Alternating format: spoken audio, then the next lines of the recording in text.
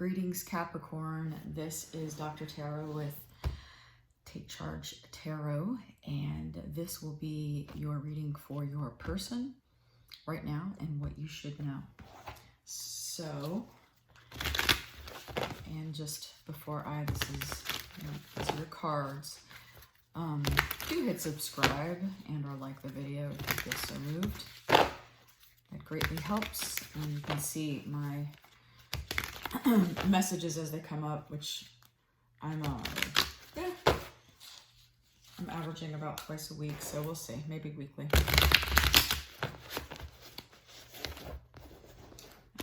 Spirit, give me a message for Capricorn. And this is Capricorn, Sun, Moon, Rising, or any planetary placement that makes sense for you. Oop. Okie dokie.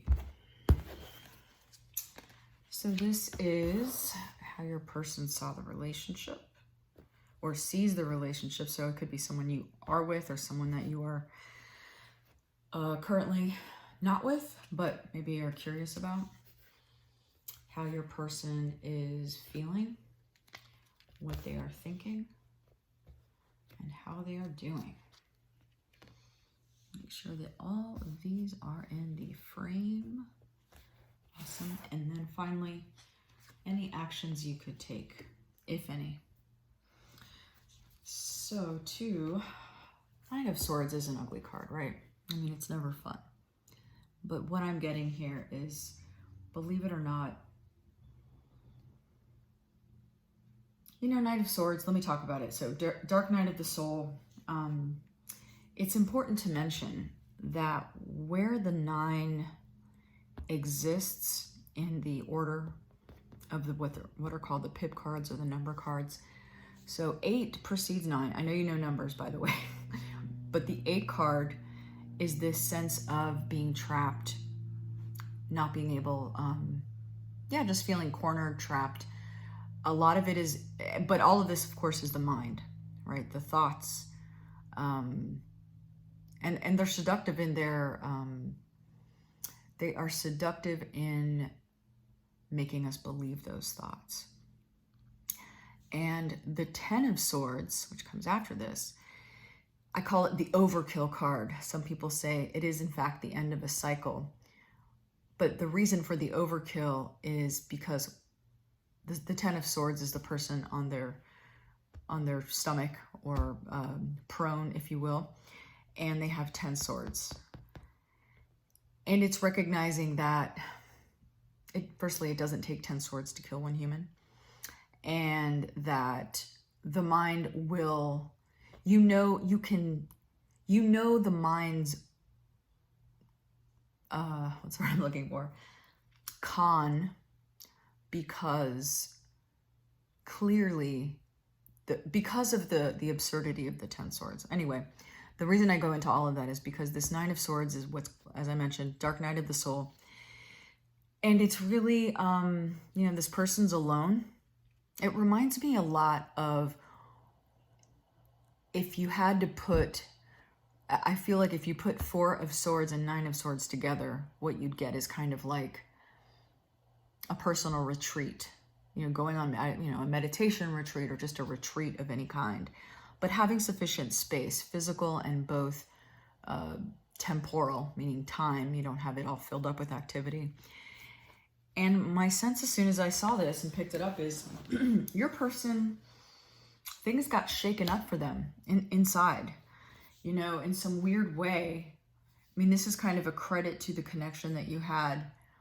And it's also an indicator that if this is your person now, your person is struggling. They may not be aware that they're feeling, that this is happening for them. A common thing for a person who may not be aware or conscious is to blame the person, you. Like, what is it? When I wasn't in this relationship, I wasn't going through all this stuff. I wasn't having all these feelings.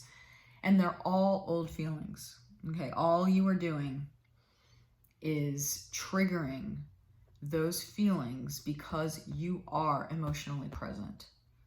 You're emotionally there. Or you know what? It could be anything, actually. It could be any number of things. That's the first thing that comes to mind. But Spirit's like, it could be a million different, an infinite number of things. But for whatever reason, infinite number of things that, you know, maybe you're more confrontational, and that's, you know, in that sense, that's a good thing, because you're not one to just hold on to stuff. You talk about it. Whatever the case, whatever your story, whatever your scenario, if you're with your person, this is definitely kind of their state. And if you're not with your person, or in contact with your person or close to your person, that's definitely what happened for them. It was just, I'm getting it was too much. But I want to be very careful about this idea of too much. It's not that you were too much, okay? It's not that you, the person, and cross watchers, you're welcome, but this is, of course you're welcome to watch, but this is especially for Capricorn, Sun, Moon, Rising, and any planetary placement. But simply the connection, which you have no control over. That's alchemy, right? It's two chemicals coming in and making a thing, a whole new thing. It's interesting too, just never really noticed this before, and I guess my attention's being called to it. I don't know if you can see, but this little picture here is a person almost like they're fencing, and they've got their sword. I'm thinking of that very old kind of ha-ya, you know, pulling out a sword and having their opponent down. It's sort of like you're brought to your knees. You can't hide anymore. You know, this person can no longer hide the grief, deny the grief. And if they are still, they're definitely in a lot of pain. I see drinking, I see a lot of socializing, but it's all just a cover, you know? So that's that. That feels pretty powerful in this reading, and I'm glad it is significant. And there's also, out of 5 cards, we've got 3 swords. So that tells me also that this person is, they're going through it. You know, this is, swords are many things. You know, the easy one is the element air, and they are, oh, excuse me. They are, that is the element of the mind. And what I'm seeing here, what another way that swords is very commonly seen is, it's the sign of struggle. You know, there's a lot. It's actually a very powerful suit element, but that's where the lessons are really learned. And they come, the rewards are so great. You know, you're never the same after a swords interlude. But let's move on. Well, what's interesting is your person is definitely feeling, though, they're feeling hopeful. They're feeling like there is definitely some sort of new beginning for them. Now, one of the things that I love about wands, one of the things I love about tarot is the things that you notice, right? So Ace of Wands is the element of fire, and typically you think fire, I've got this, you know, this would be a wand, or in some decks that's called a rod, and it would be, have a flaming fire on it. But this wand has leaves on it, right? Growth. There's no fire there. And a hand emerging from a cloud. So it's definitely an ethereal, ephemeral, I don't know, heavenly type thing. And it's an invitation. All aces are invitations. Do you want to grab this wand and grow? And overwhelmingly, I'm seeing that your person does want to grow. Whether they go down that path, how they go down that path, and what that path looks like is all a whole other question. And really, you know, something to allow to unfold in its own time, organically. This is someone who is just, this doesn't feel like happy as much as it feels like there's a sigh of relief. Like, okay, they've shaken stuff up. And this card for me is really indicating that whether they're with you or not, whether they're not looking at it or not, whatever, again, the myriad different manifestations of how this can look, or specifically these two cards in tandem, life lives through us. Life lives us. We don't live life.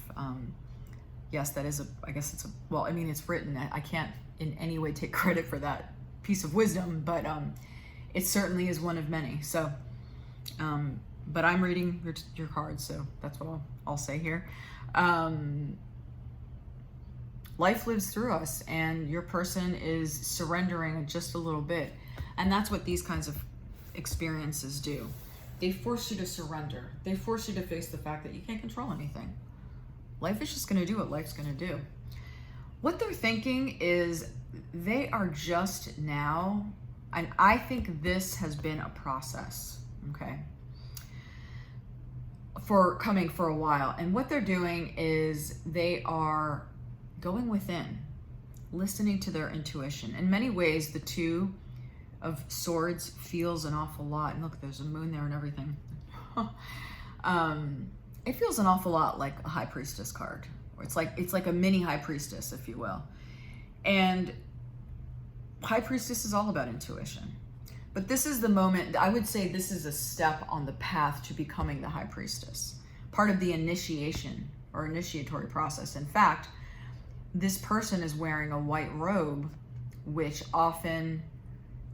is a color and a sort of outfit, if you will, that's used in certain spiritual paths. I want to say religions, but that's not always, that word is just, it's too charged with too much stuff. But initiates of a religion, of a particular, at certain spiritual paths, it's common that they wear all white. So your person's just now getting that intuition, really connecting with, we've got water here, which is feelings. We've got water and Ace of Wands. So even though these are not cups, which are typically the suit of emotions, the water element is mixing with others. So in this case, it's, I'll take a small little chance and get to know what's happening underneath emotionally. What's going on emotionally? This can be as literal as your person is taking up meditation, because this is clearly meditative.